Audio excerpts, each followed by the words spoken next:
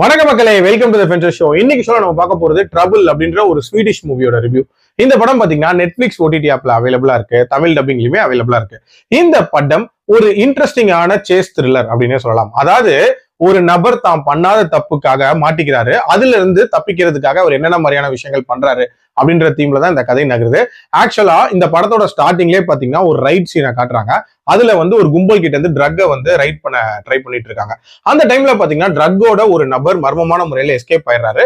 அதை ஒருத்தர் வீடியோ பிடிச்சிடுறாரு. அப்படியே கட் பண்ணா நம்ம ஹீரோவை காட்டுறாங்க. இவர் ஆக்சுவலா தன்னோட ஃபேமிலியை விட்டு பிரிஞ்சிருக்காரு. இவர் ஒரு டிவோர்ஸியா இருக்காரு. தன்னோட மகள் மேல அளவுக்கு அதிகமான பாசம் அப்படின்றது இவருக்கு இருக்கும். இவர் ஒரு எலக்ட்ரானிக் ரிப்பேர் பண்ணக்கூடிய ஒரு நபரா இருக்காரு. அந்த மாதிரி ஒரு வீட்டுக்கு டிவி ரிப்பேர் பண்ண போறாரு. அந்த வீடு யாருதுன்னா, இந்த சரக்கோட ஒருத்தங்க போனவங்களை படம் பிடிச்சார்ல, அவரோட வீடு தான் அது. அங்க ரிப்பேர் பண்ணிட்டு இருக்கும் போது அவரை யாரோ மர்மமான முறையில கொலை பண்ணிடுறாங்க. அந்த பழி இவர் மேல விழுந்துருது. சோ இதுக்கப்புறம் இவர் தன்னோட இன்னசென்ஸை ப்ரூவ் பண்ணிக்கிறதுக்கு என்னென்ன மாதிரியான விஷயங்கள் பண்றாரு, இதெல்லாம் பண்ணது யாரு, அண்ட் டுவர்ட்ஸ் தி எண்ட் எப்படி ப்ரூவ் பண்ணாங்க அப்படின்ற மாதிரி நிறைய விஷயங்களை சொல்லக்கூடிய ஒரு படம் தான் இந்த படம். எனக்கு இந்த படத்துல பிடிச்ச விஷயம் அப்படின்றதே கண்டிப்பா இந்த படத்தோட ஸ்கிரீன் பிளே தான். ஒரு பயங்கர கிரிப்பிங்கான ஒரு சேஸ் த்ரில்லர் அப்படின்ற மாதிரி டிசைன் பண்ணியிருந்தாங்க. அதுலயும் வெல் கனெக்டடா நிறைய காட்சிகள் அமைச்சிருந்தாங்க அப்படின்னே சொல்லலாம். உதாரணத்துக்கு அந்த வீடியோ எடுத்த நபர் வீட்டுக்கு எதுக்காக நம்ம ஹீரோ போறாரு, எப்படி மாற்றாரு, அதுக்கப்புறம் ஜெயில அவருக்கு நடக்கக்கூடிய சம்பவங்கள், இது எல்லாமே பயங்கர கனெக்டடா இதுல சொல்லியிருப்பாங்க அப்படின்னே சொல்லலாம்.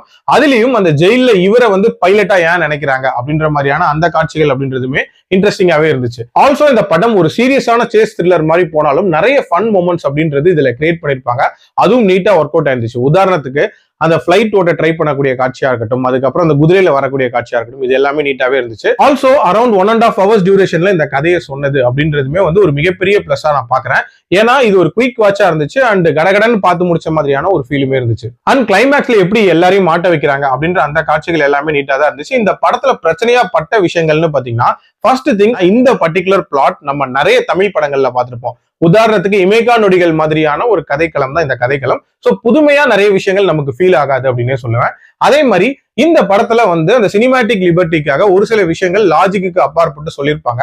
பட் இருந்தாலும் ரசிக்கிற மாதிரி தான் இருந்துச்சு. மத்தபடி இந்த படத்துல குறை சொல்றதுக்குலாம் எதுவுமே இல்ல. ஒரு சிம்பிளான ஒரு சேஸ் த்ரில்லர் அப்படின்ற மாதிரி தான் இருந்துச்சு.